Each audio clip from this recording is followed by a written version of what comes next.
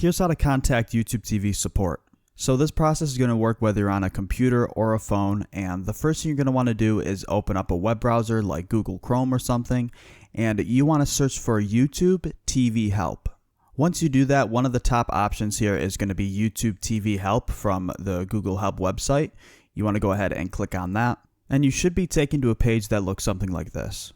Next, you want to come over to the top right corner and make sure that you're logged in to the Google account that you bought YouTube TV with.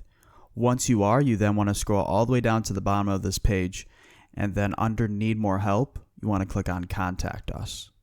You'll then be taken to this contact page, and the first step is giving them a quick explanation of why you're contacting them and exactly what your problem is. You want to enter that right here. They'll then recommend a help article for you to read based on what problem you entered. If you'd rather talk to a real person though and actually contact support, you want to keep scrolling down and click on Next Step. And now here finally is where you can go and contact YouTube TV support. Right now the only option I have to contact them is with a call, but sometimes depending on the time of day, you can also have the option to email them or send them a message. If this video ended up helping you, a like and subscribe would be greatly appreciated.